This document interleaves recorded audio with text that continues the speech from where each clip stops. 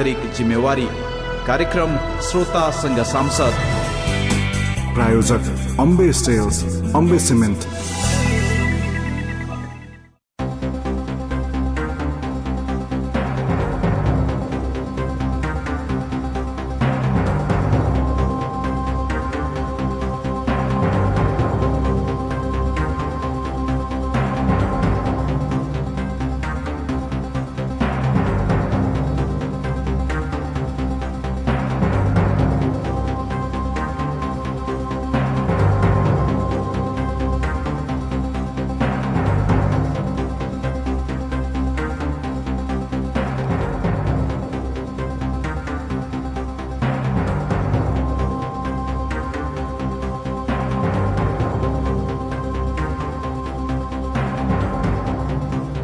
नमस्कार। कार्यक्रम श्रोतासँग सांसदबाट ठाकुर बेलबासीको।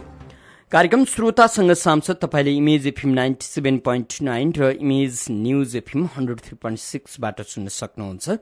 कार्यक्रम श्रोतासँग सांसदमा हामीले मुलुकको पछिल्लो राजनीतिमाथि केन्द्रित रहँदै व्यवस्थापिका संसदका एकजना सदस्यसँग छलफल गर्ने गर्छौं। आज हामीले नेकपा एमालेका सांसद इच्छाराज तामाङलाई आमन्त्रण गरेका छौं। उदयपुरबाट समानुपातिक कोटाबाट व्यवस्थापिका संसदमा पुग्नुभएका इच्छाराज तामाङसँगको छलफलमा तपाईँ पनि सहभागी हुन चाहनुहुन्छ भने हाम्रो स्टुडियोको टेलिफोन नम्बर 40656525 मा फोन गर्न सक्नुहुन्छ। सहभागी श्रोता मित्रले छोटो तर्कसंगत एउटा मात्र प्रश्न बुझिने गरी गरिदिनुहोला।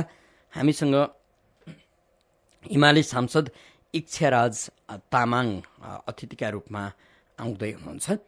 हामीले व्यवस्थापिका संसदका सदस्यसँग मुलुकको राजनीतिक अवस्था, मुलुकको विकास र आम नागरिकको दैनिकीसँग सम्बन्धित रहँदै छलफल गर्ने गर्छौं। संविधान जारीपछि संविधान कार्यान्वयनको सन्दर्भ जटिल बनिराखेको छ र विकास, गणतन्त्र र संविधान जारीपछिको विकास भिन्न ढंगबाट अगाडि बढ्नेछ। नागरिकका अत्यन्तै पुराना पट्यार लाग्दा समस्याहरू सुल्झनेछन् र नयाँ ढंगको जिन्दगी नागरिकले यापन गर्न पाउनेछन् र नयाँ ढंगबाट मुलुक अगाडि बढ्नेछ। यो अपेक्षा अझै पनि ओझेलमा परेको छ। हामी यिनै विषयमाथि केन्द्रित रहेर कुराकानी गर्छौं। हामीसँग नेकपा एमालेका सांसद इच्छाराज तामाङ छलफलका लागि आउँदै हुनुहुन्छ। तपाईँ पनि सहभागी भएर प्रश्न राख्न चाहनुहुन्छ भने हाम्रो स्टुडियोको टेलिफोन नम्बर 40056525 मा तपाईले फोन गर्न सक्नुहुनेछ। सहभागी श्रोता मित्रले छोटो तर्कसंगत बुझिने गरी विषयसँग सम्बन्धित रहेर एउटा मात्र प्रश्न राखिदिनुहोला। यति बेला भने आजका हाम्रा अतिथि एमाले सांसद इच्छाराज तामाङ हाम्रो प्रत्यक्ष टेलिफोन सम्पर्कमा आइसक्नु भएको छ। उहाँलाई स्वागत गरौँ। मान्यज्यू, हजुर, यहाँलाई इमेज एफएममा हार्दिक स्वागत छ। धन्यवाद, नमस्कार। मान्यज्यू, अब व्यवसायी पृष्ठभूमिको व्यक्ति एकाएक राजनीतिमा आउनु भएको छ। राजनीति मजाको विषय कि व्यवसाय मजाको विषय? यो विषय कस्तो भने यो राजनीति गर्नेलाई राजनीतिक पृष्ठभूमिमा मजा हुन सक्छ या दुःख पीडा हुन सक्छ भने व्यवसाय गर्ने व्यक्तिलाई आफ्नै व्यवसायिक क्षेत्रमा सुख दुःख या पीडा दुवै हुन सक्छ। दुईटा क्षेत्र अलग अलग हुन् र दुईटा अलग अलग क्षेत्रका आफ्नै किसिमका अलग अलग अनुभवहरू हुन सक्छ। जीवनमा अनेक किसिमका अनुभवहरू बटुलौं भन्ने हो। अहिले सांसदको अनुभव बटुल्दै हुनुहुन्छ, राजनीतिको अनुभव पनि बटुल्दै हुनुहुन्छ।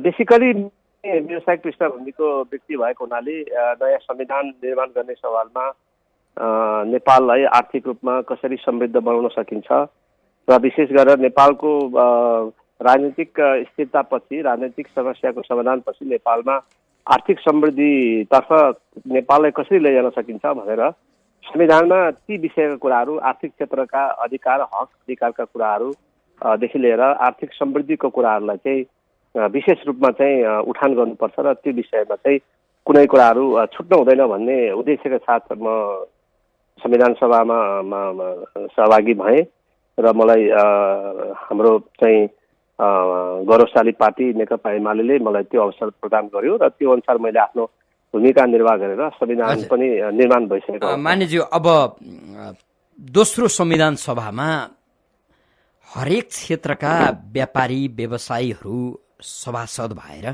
संविधान सभामा पुग्नुभयो।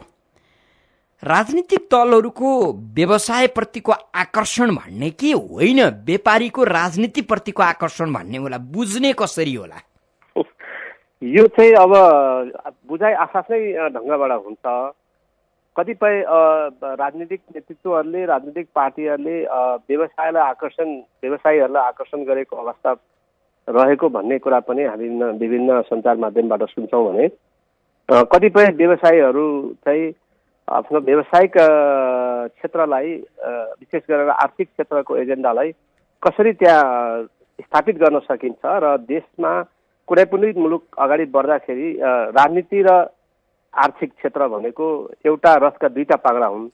एउटा अनब्यालेन्स हुने बित्तिकै अर्को क्षेत्र चल्न सक्दैन र देश चाहिँ सही गतिमा अगाडि बढ्न सक्दैन। त्यसकारण यो आर्थिक क्षेत्रको मुद्दा उठान गर्ने हिसाबले चाहिँ विशेष गरेर मेरो पार्टीमा चाहिँ म आफू नै बढी चाहिँ पार्टीले मलाई चाहिँ आकर्षण गर्ने भन्दा पनि म आफू नै यो एजेन्डाप्रति आकर्षित भएर त्यहाँ सहभागी भएको। हजुर मान्यज्यू, मलाई काँडागारीबाट 10 कक्षामा अध्ययन गर्दै गर्नुभएका शिक्षा भट्टराईले अहिले प्रश्न टिपाउनु भएको छ। उहाँको प्रश्न के छ भने काङ्ग्रेस र माओवादीमा पनि व्यापारीहरू सभासद भएका छन् र उनीहरूका नाममा चर्को आर्थिक लेनदेन भएका कुराहरू पनि सार्वजनिक भएका छन्। तपाईँ आफै पनि प्रतिष्ठित व्यवसायी हुनुहुन्छ, तपाईँको सभासद पद कति करोडको हो भन्न मिल्छ भनेर अलिक कडा प्रश्न सोध्नु भएछ उहाँले।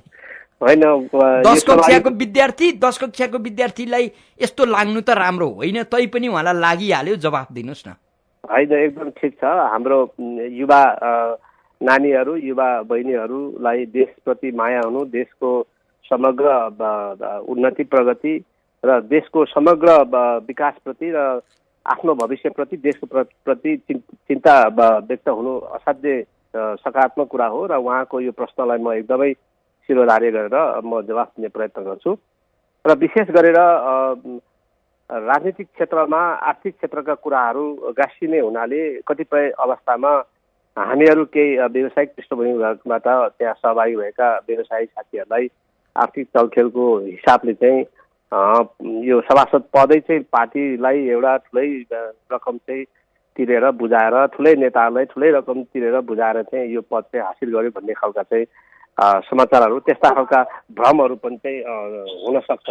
तर वास्तविकता के हो भन्दाखेरि मेरो सवालमा विशेष गरेर म पेसाले व्यवसायी र म शैक्षिक हिसाबले चाहिँ म इन्जिनियर पनि हुँ र पूर्व सोभियत सङ्घबाट मैले इन्जिनियरिङ विषयमा मास्टर्स पनि गरेको हुँ र म उदयपुर त्यसपछि ओखलढुङ्गा जस्तो एउटा विकट क्षेत्रमा, त्यसमा पनि एकदमै पछाडि परेको तामाङ समुदायबाट एउटा शिक्षित, एउटा प्रतिष्ठित र पार्टीमा 20औं वर्षदेखि चाहिँ लागि परेको एउटा इमान्दार कार्यकर्ताको हैसियतले पार्टीले मलाई मूल्याङ्कन गरेर समानुपातिक कोटामा चाहिँ पार्टीले मलाई योग्य चाहिँ एउटा ठानेर पार्टीले त्यो खालको चाहिँ निर्णय गरेको हुनाले म त्यसमा यो पदमा चाहिँ हासिल भएको मैले प्राप्त गरेको हुँ र म यो पदमा पदासीन हुँ र यसमा कुनै पार्टीका नेता तथा कुनै पार्टीलाई मैले त्यस्तो किसिमको चाहिँ ठुलै आर्थिक प्रलोभन देखाएर आर्थिक लेनदेन गरेर चाहिँ यो पद प्राप्त गरे पनि होइन र यो पद त्यसरी मैले आर्थिक रूपमा यो पद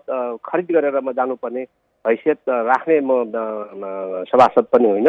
म एउटा शिक्षित, म एउटा संवेदनशील र यो मुलुकको उन्नति हित चाहने र एउटा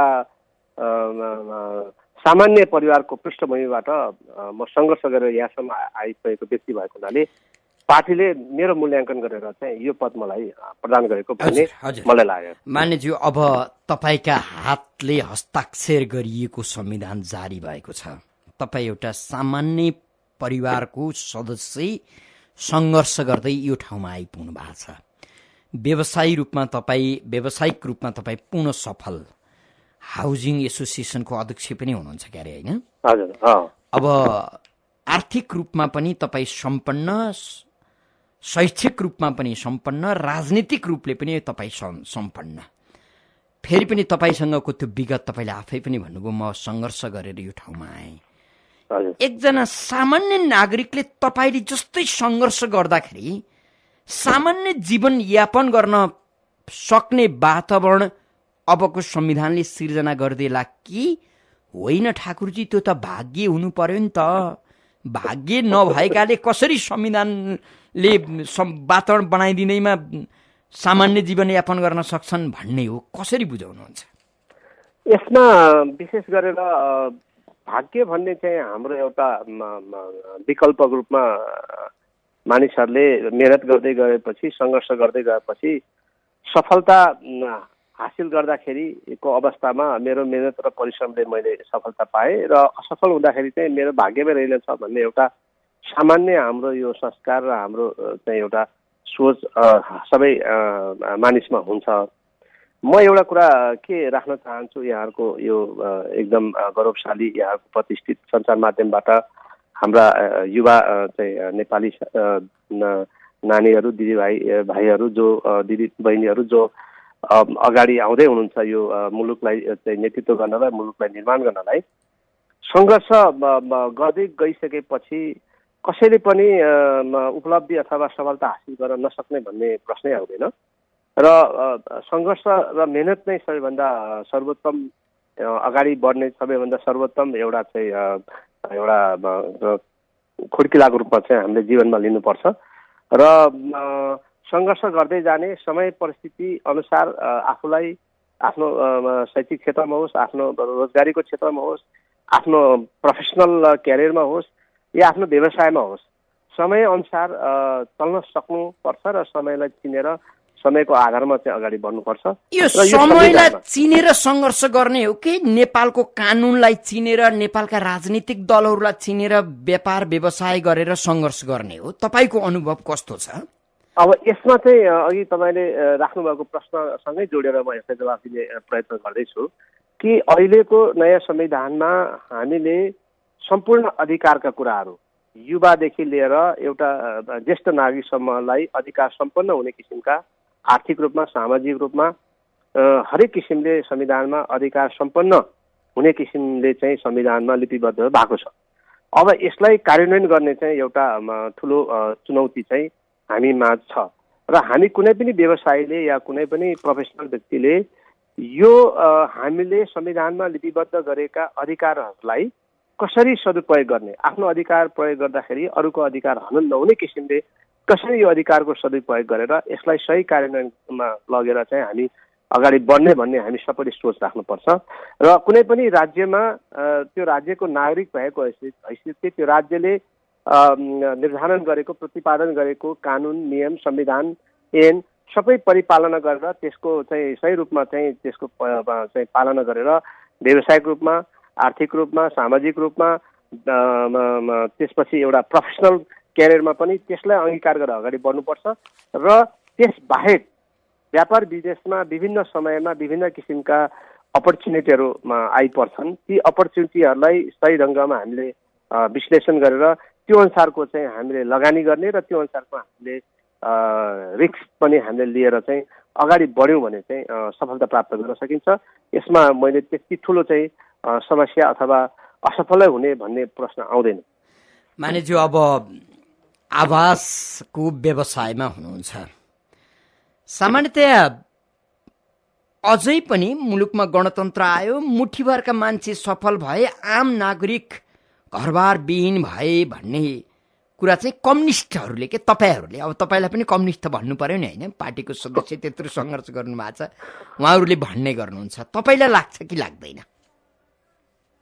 यसमा के हो भन्दाखेरि संविधानमा अहिले विशेष गरेर हामीहरूले पहल गरेर त्यसमा मेरो पनि एउटा व्यक्तिगत रूपमा मैले पनि त्यसमा बहुतै मेहनत गरेँ र यसमा चाहिँ अहिले संविधानमा एउटा आवासको हक भन्ने स्थापित भएको छ र आवासको हकमा सम्पूर्ण नेपालीहरूले, सम्पूर्ण नेपाली जनताहरू, नेपाल अधिराज्यभर बसोबास गर्ने नेपालीहरूलाई चाहिँ आवासको हक हुनेछ भनेर राज्यले आवासविहीन नेपालीहरूको लागि, आवासविहीन जनताको लागि आवासको हक दिलाउने राज्यको एउटा दायित्वभित्र यो संविधानमा उल्लेख भएको छ।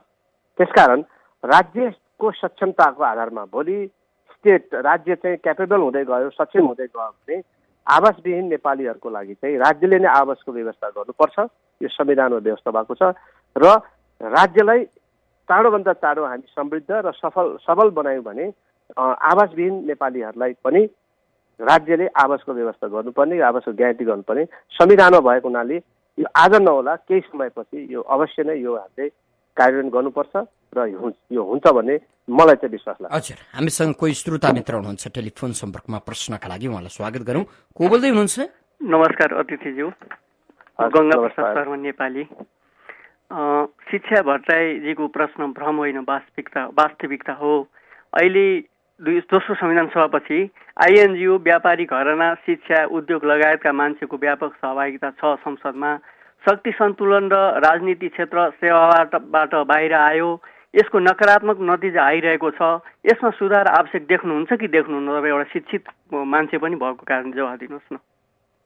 यसमा यहाँको प्रश्नलाई म एकदमै स्वागत गर्छु र यहाँले सही प्रश्न राख्नुभयो र यो अहिलेको समसामयिक अवस्थामा यो प्रश्नले ठुलो महत्त्व राख्छ र वास्तवमा राजनीतिक क्षेत्र भनेको विशुद्ध एउटा देश र जनताको सेवा गर्ने क्षेत्र हो। यसमा बिल्कुलै आर्थिक प्रलोभनमा परेर लेनदेनको हिसाबले पदहरू चाहिँ किनबेच हुने र त्यसमा आर्थिक हैसियतले लाभका पदहरू प्राप्त गर्ने अवस्था सिर्जना हुनु हुँदैन। यो एकदमै सही कुरा हो र केही पार्टीहरूमा केही व्यक्तिहरूले यस्तो प्रलोभनमा परेर अथवा यस्तो प्रलोभनमा पारेर पनि राजनीतिका महत्त्वपूर्ण र प्रभावशाली पदहरूको चाहिँ हासिल गरेका छन् भन्ने कुराहरू सामान्य अवस्थामा सामान्य नागरिकको हैसियतले हामीले पनि सञ्चार माध्यमबाट सुन्नमा जानकारीमा प्राप्त भएको कुराहरू अब त्यो सर्वव्यापी नै छ। तर यो अवस्था यदि हो भने यो गम्भीर कुरा हो र राजनीति जस्तो एउटा विशुद्ध देश र जनताको सेवा गर्ने क्षेत्रमा यस्ता आर्थिक चलखेलका कुराहरू र आर्थिक प्रलोभनमा परेर देशको नीति निर्माण गर्ने जस्तो तहमा चाहिँ त्यस्तो प्रभावहरू हुनु हुँदैन र यदि यो भएको छ भने यो गलत कदम हो।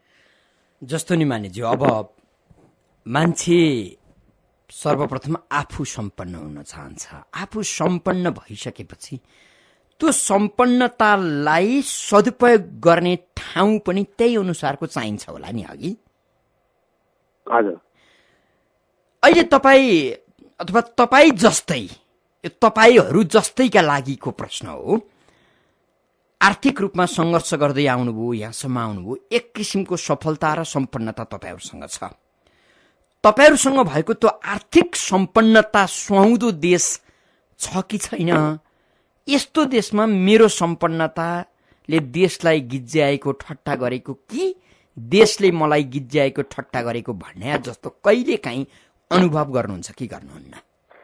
यो बिल्कुलै यस्तो अवस्था सिर्जना कतिखेर हुन्छ भन्ने चाहिँ प्रश्नले महत्त्वपूर्ण भूमिका राख्छ। नेपालको इकोनोमिक कन्डिसन्स, समग्र नेपालको अहिले आर्थिक अवस्था, त्यसपछि नेपाली जनताहरूको आर्थिक अवस्था र त्यसमा पनि नेपाली जनताहरूमध्येबाट तपाईँले भन्नुभयो जस्तै हामी जस्ता केही आर्थिक रूपमा सम्पन्न भएका भनाउँदाहरू, म आर्थिक रूपमा म नै त्यति त्यो हैसियतको छु छैन भन्ने कुरा कतैबाट पनि मूल्याङ्कन अहिलेसम्म कतैबाट भएको पनि छैन र खैर केही गतिविधिहरू, केही आर्थिक कारोबारहरू, व्यवसायहरू सञ्चालन भइरहेको अवस्थामा सामान्य ढङ्गले त्यो हैसियतमा आफूलाई पनि तपाईँहरूले, मिडियाले, अरू नेपाली दाजुभाइ बहिनीहरूले, दिदीभाइहरूले त्यो हैसियतमा मलाई पनि हाराहारीमा राखिदिनु भएकोमा चाहिँ म विशेष यहाँलाई धन्यवाद दिन्छु। नेपाल र नेपालको अवस्था, नेपालीको अवस्था विश्वका अन्य विकसित मुलुकको अवस्थामा हामीले चाहिँ कम्पेयर गर्ने हो, त्यसलाई तुलना गर्ने हो भने हामी नेपाली र नेपालको अहिलेको आर्थिक अवस्था भनेको ज्यादै नै दयनीय र दुरावस्था छ। हाम्रो समग्र देशको बजेट नै जम्मा 550 अर्ब अथवा 5.5 खर्ब र यसपालि करिब करिब 8 खर्बसम्मको चाहिँ बजेटको चाहिँ आकार तयार हुने अवस्था छ भन्दाखेरि एउटा सामान्य मुलुकको लागि एउटा यो खालको चाहिँ बजेटको आकार हुनु भनेको अत्यन्त न्यून हो। यत्रो न्यून बजेटको आकारमा सञ्चालन हुने, आर्थिक गतिविधि सञ्चालन गर्ने राष्ट्रको कुनै पनि नागरिकले आर्थिक गतिविधि, आर्थिक व्यवसाय जतिसुकै उसले फैलाउन खोजे पनि मार्केट साइजको कन्डिसनले गर्दाखेरि चाहिँ ऊ अरू विकसित र अरू समृद्ध मुलुकको नागरिकको हैसियतमा पुग्नलाई असम्भव प्राय छ। तर अब कम्पेरिटिभली अरू हामी धेरै गरिब नेपालीहरू, हामी धेरै गरिब मुलुकको नागरिकहरूको तुलनामा हामीसँग केही आर्थिक हैसियत भएको हुनाले त्यो अवस्थामा हामीलाई त्यो हैसियतमा चाहिँ राखिनु देखा पर्नु सामान्य कुरा हो। तर एउटा स्वाभिमान नेपालीको हैसियतले, एउटा चेतनशील नागरिकको हैसियतले यो मुलुकको अवस्थाप्रति कहिले पनि मैले घृणा गर्दिनँ। मुलुकभित्र विभिन्न किसिमका विकृतिहरू छन्, विभिन्न किसिमका समस्याहरू छन्। अगाडि बढ्ने दरबियानमा अहिले धेरै राजनीतिक परिवर्तनको बावजुद अब एउटा हामी संस्थागत हिसाबले चाहिँ अगाडि बढ्ने दरबियानमा म बढी आशावादी छु कि यो मुलुकले भोलि मेरो सम्मान गर्नेछ। म यो अबको संविधानले नेता धनी होइन, व्यक्ति धनी होइन, देश धनी बनाउनु पर्छ, त्यो परिकल्पना गरेको छ। एकदमै यहाँले बिल्कुलै सही ठाउँमा प्रश्न राख्नुभयो। अहिलेको संविधानमा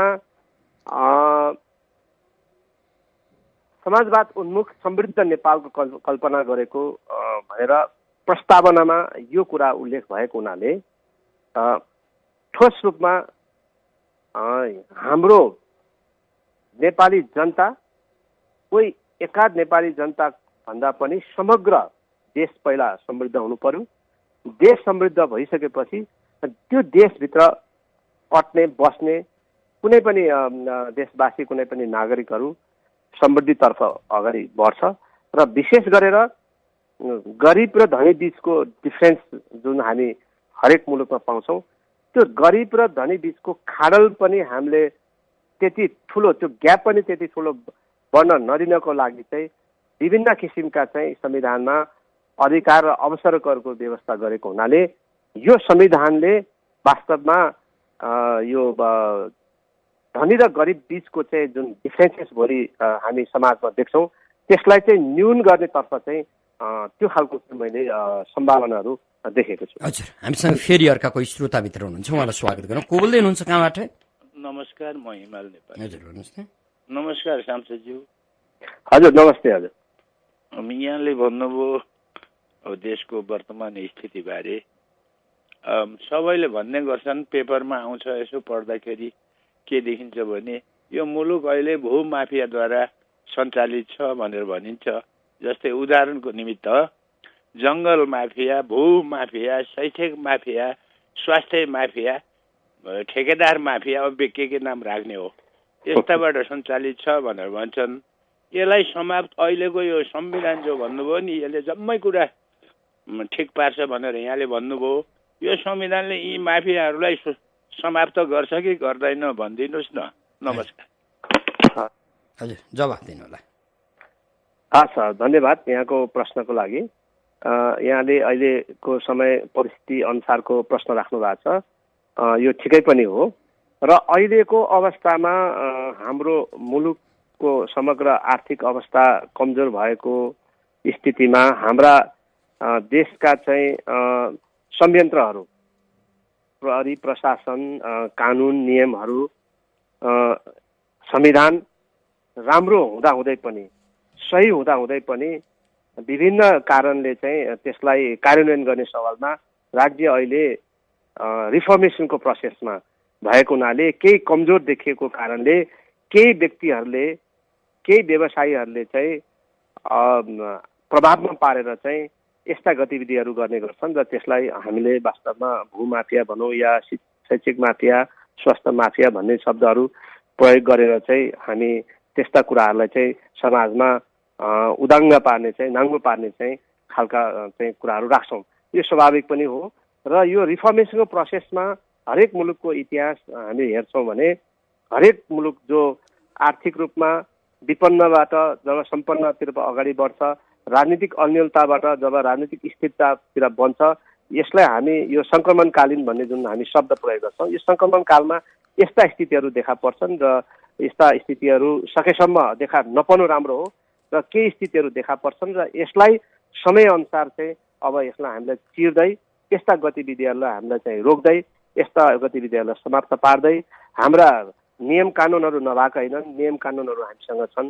हामीसँग नियम कानुन, मापदण्ड, संविधान सबै छन् र यसलाई हामीले सही ढङ्गबाट कार्यान्वयन गर्दै यस्ता विकृतिहरू बिल्कुलै हुनु हुँदैन। यस्ता विकृतिहरूलाई हामीले समाप्त पार्दै अगाडि जानुपर्छ र तपाईँ हामी सबै नेपालीहरू एक भएर देशको हितमा, नेपाली जनताको हितमा सबैले देश, नेता, जनता, पार्टी र हाम्रो देशको प्रशासन, हाम्रो देशको सबै संयन्त्रहरू एक भएर चाहिँ यस्ता व्यक्तिहरूलाई निर्मूल पार्नेतर्फ अगाडि बढ्यौँ भने यो समस्या समाधान हुन्छ। यसमा हामी ढुक्क भयौँ। हजुर, सामान्यतया एउटा उद्योगी, एउटा व्यवसायी, एउटा व्यापारी राजनीतिमा छिर्नु समाजका लागि सुखद कुरा हो र नागरिक खुसी हुनु पनि पर्छ। दोस्रो संविधानमा दर्जनभन्दा बढी व्यवसायीहरू सभासद भएर आए। अहिलेसम्म तपाईहरू जस्ता व्यक्तिहरू सभासद भएर व्यवस्थापिका सदनमा काम गरेर देशका लागि, नागरिकका लागि गजबै भयो। हिजोका राजनीतिक दलहरूलाई लाजमर्दो बनाए, नेताहरूलाई लाजै मर्दो बनाए भन्ने उदाहरण दृष्टान्त त अहिलेसम्म छैन। तथापि तपाईँ आफै ब्याङ्कको मालिक पनि हुनुहुन्छ, यता हाउजिङको तपाईँ व्यवसायी हुनुहुन्छ, अनेकन किसिमबाट तपाईँ सफल हुनुहुन्छ। तपाईँ जस्तै दर्जनभन्दा बढी मान्यज्यूहरू अहिले व्यवस्थापिकामा हुनुहुन्छ। कम्तीमा हिजो भ्रष्ट बन्दै गएको, लाचार बन्दै गएको, विकासप्रति उदासीन बन्दै आएको राजनीतिलाई र राजनीतिक वृत्तलाई लज्जाबोध हुने गरी तपाईँहरूले देश विकासका लागि केही काम गर्न सक्ने अवस्था नरहने रहेछ हो? त्यस्तो त म बिल्कुलै देख्दिनँ।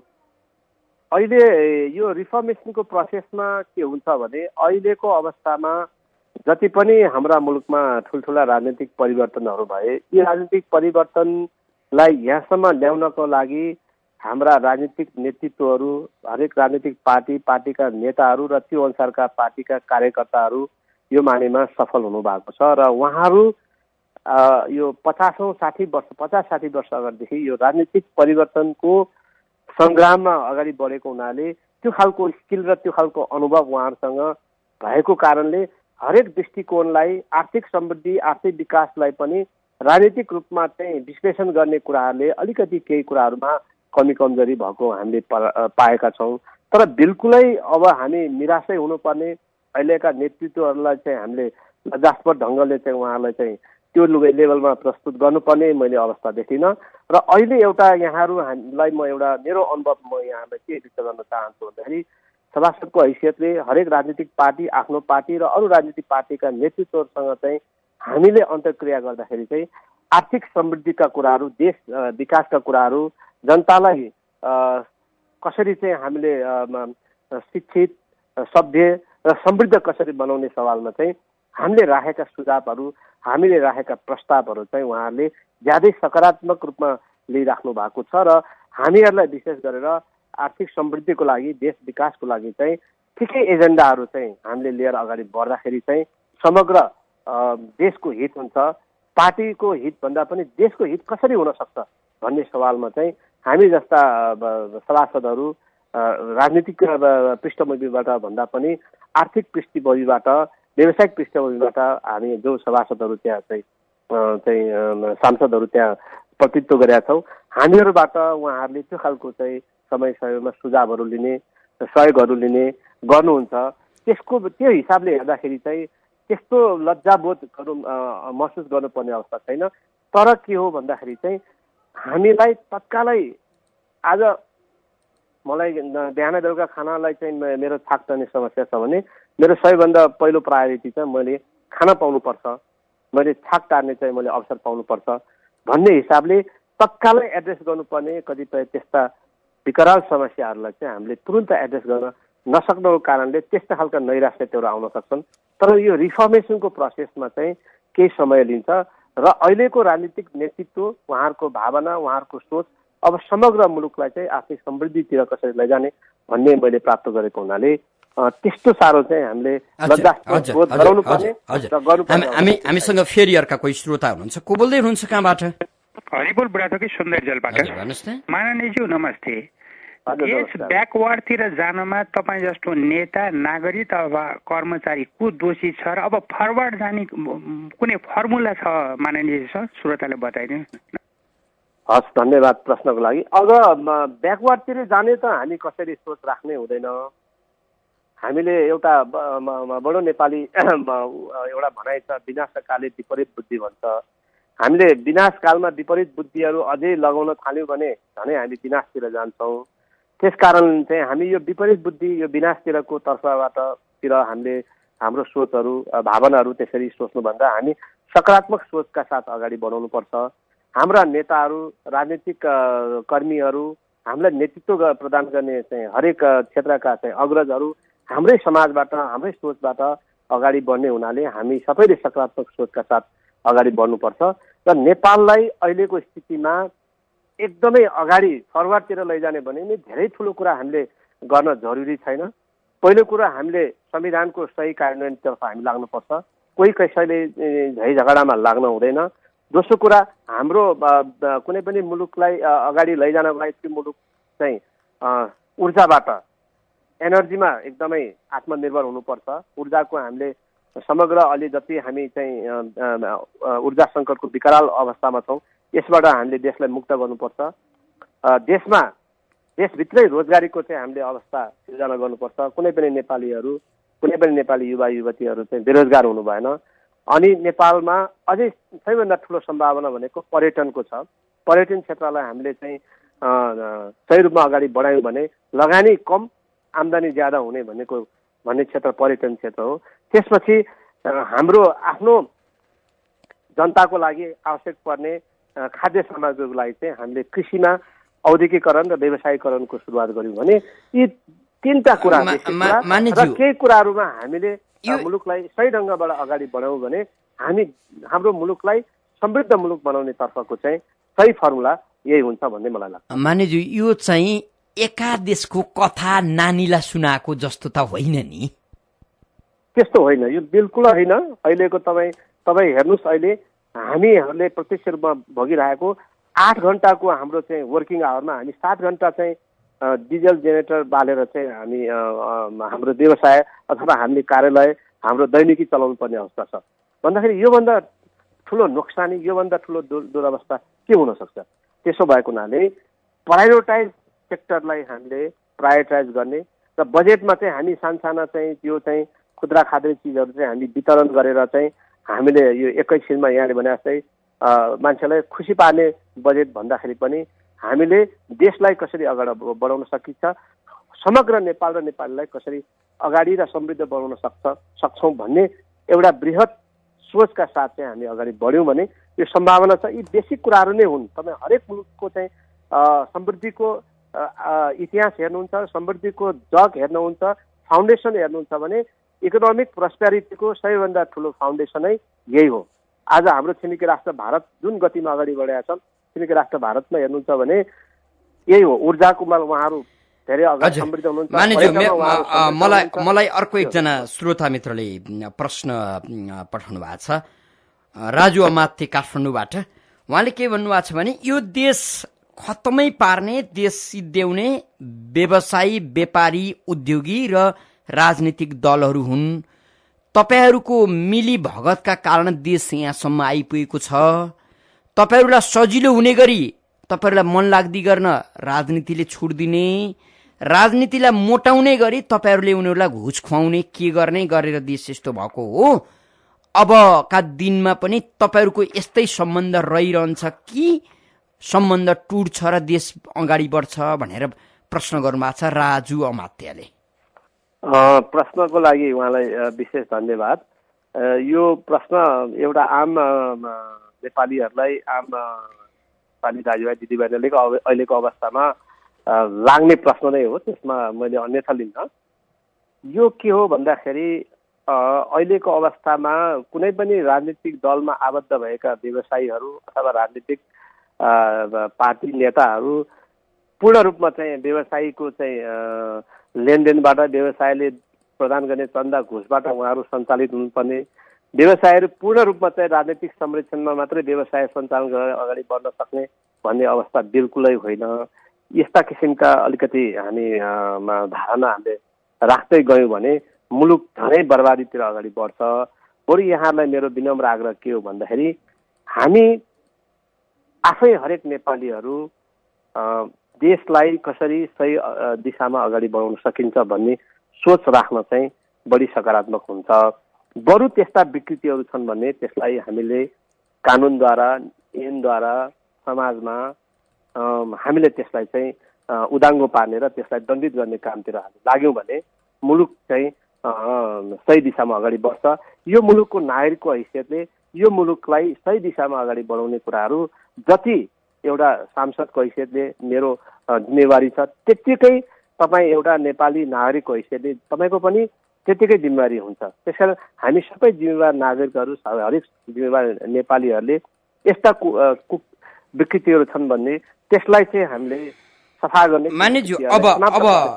लाग्नु र सोच्नु नै सकारात्मक सोचका साथ अगाडि बढ्दाखेरि देशको लागि पनि हित हुन्छ, हामी सबैको लागि। हजुर, मुलुकलाई गति दिनका लागि तपाईँहरू अत्यन्तै महत्त्वपूर्ण बिन्दुमा उभिनु भएको छ। तपाईँ अर्थशास्त्री नभए पनि अर्थतन्त्रसँग राम्रै खेली खाइआएको व्यक्ति, 46 पछिको हामीले अभ्यास गरेको अर्थनीति सही छ? उदाहरणका लागि तपाईँ एउटा ब्याङ्क खोल्नुभयो, ब्याङ्कमा तपाईँले ठुलै लगानी गर्नुभयो होला, तपाईँहरूले लगानी गर्नुभयो, तर तपाईँको ब्याङ्कले गर्ने उन्नति प्रगति 5 वर्षको अवधिमा 3 वर्षको अवधिमा त्यो उन्नति प्रगति र यस्तै व्यावसायिक रूपमा गर्ने उन्नति प्रगति त्यो कोसँग जोडिन्छ, केसँग जोडिन्छ, त्यसको उन्नति प्रगति सँगसँगै सर्वसाधारण नागरिक र देशको आर्थिक उन्नति कहाँ जान्छ, कहाँ गयो होला, यी कुराहरू जोडेर भनिदिनुहोस् अहिलेसम्म हामीले अभ्यास गरेको अर्थनीति सही छ कि गलत छ? अब कुनै पनि अर्थनीतिहरू अहिले हामीले गलत या सही भन्ने भन्दा पनि त्यो अर्थनीति आफैमा नीति साह्रै खराब हुने, साह्रै असल हुने भन्ने पनि प्रश्न आउँदैन। नेपालको 2046 सालपछि नेपालमा उदार अर्थनीतिको आधारमा हामीले लिबरल इकोनोमिक पोलिसीको आधारमा मुलुकलाई अगाडि बढायौँ। त्यसपछि मुलुकमा निजी क्षेत्र प्राइभेट सेक्टरको चाहिँ सुरुवात भयो र यो विश्वको अर्थतन्त्रमा विश्व अर्थतन्त्र नै निजी क्षेत्र उन्मुखतर्फ अगाडि बढेको अवस्थामा नेपालमा पनि 46 सालपछि लिबरल इकोनोमिक पोलिसीको आधारमा हाम्रो इकोनोमिक पोलिसी अगाडि बढेको हो र त्यो अनुसार अहिलेको अवस्थामा आइपुगेको अवस्था छ। अब लिबरल इकोनोमिक पोलिसीको सही कार्यान्वयन गरेर भएको हामी भन्दा पनि 46 सालभन्दा अगाडि हामीभन्दा पनि गरिब आर्थिक रूपमा कमजोर भएका धेरै मुलुकहरू, मलेसियाको कुरा गर्नुहोस्, अरू मुलुकको कुरा गर्नुहोस्, दोस्रो विश्वयुद्धको अवस्थामा जापानको चाहिँ आर्थिक अवस्था हेर्नुहोस्, हाम्रो चीनले पनि तपाईँको चाहिँ पछिल्लो कालमा चाहिँ सोभियत सङ्घको विघटन पछि चाहिँ मानिजु अब त्यसो भने तपाईले यी दृष्टान्त दिइरहँदा नेपालमा उदार अर्थनीति असफल भयो, यो उदार अर्थनीतिले मुठीभरका व्यक्तिहरूलाई धनी बनायो, देश र नागरिकलाई गरिब बनायो भनेर विश्लेषण गरिदिए हुने रहेछ नि त, होइन? होइन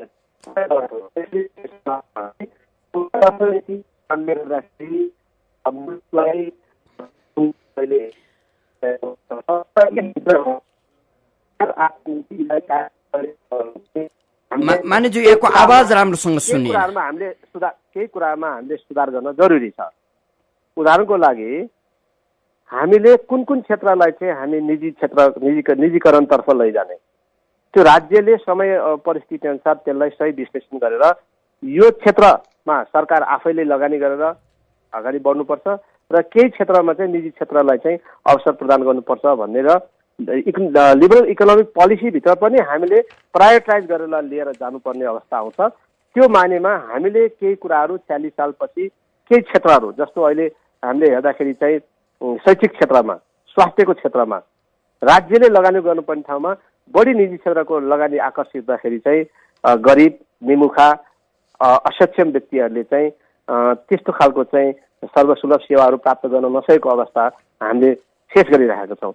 यस्ता कुराहरूमा राज्यले चाहिँ प्रायोरिटाइज गरेर स्वास्थ्य शिक्षामा चाहिँ राज्यको बढी लगानी र केही लगानी चाहिँ निजी क्षेत्रलाई आकर्षण गर्दाखेरि चाहिँ तपाईँहरूले अघि राख्नुभएको प्रश्नको जिज्ञासा जुन छ त्यो अनुसारको चाहिँ यसले चाहिँ तादम्यता त्यो खालको ब्यालेन्स किसिमको चाहिँ इकोनोमिक डेभलपमेन्टमा प्रस्पेरिटीमा अगाडि बढ्थ्यो। यो कुरामा चाहिँ हामीले राज्यलाई यो क्षेत्रमा चाहिँ अलिकति हामीले चाहिँ चुकाएको अवस्था चाहिँ पक्कै हो। तर निजीकरण अथवा यो लिबरल इकोनोमिक पोलिसी नै आफैमा खराब हो भन्ने चाहिँ बिल्कुल होइन। यो लिबरल इकोनोमिक पोलिसी अहिलेको नेपालको अवस्थामा यही नीति हामीले लिएर जानुपर्छ। यसले नेपाल र नेपालीलाई हितै गर्छ, तर राज्य तनाखो हुन जरुरी छ। राज्यले बेसिक निड्स, अघि मैले जुन भने शिक्षा, स्वास्थ्य र रोजगारी, यो बेसिक निड्सका कुराहरूमा चाहिँ राज्य अगाडि आउनुपर्छ र पछाडि निजी क्षेत्रलाई लगाउनुपर्छ। मान्यज्यू, यहाँले आफ्नो व्यस्त समय इमेज एफएमलाई उपलब्ध गराइदिनु भयो, धेरै धेरै धन्यवाद दिन्छु। हस्, यहाँलाई पनि धेरै धन्यवाद। यहाँको मलाई यो अवसर प्रदान गर्नुभएकोमा मेरो व्यक्तिगत तर्फबाट म यहाँलाई विशेष धन्यवाद दिन चाहन्छु। धन्यवाद। आदरणीय श्रोता, कार्यक्रम श्रोतासँग सांसदमा आज हामीले उदयपुरका एमाले सांसद इच्छाराज तामाङसँग छलफल गर्यौं। कार्यक्रम सुनेर र कार्यक्रममा आफ्नो सहभागिता जनाइदिएर साथ दिनुहुने सम्पूर्ण श्रोता मित्रलाई धेरै धेरै धन्यवाद दिँदै सहकर्मी मित्रद्वय बुकेश महर्जन अनि अनिश साक्यका साथमा ठाकुर बेलबासी बिदा हुन्छु। नमस्कार। ल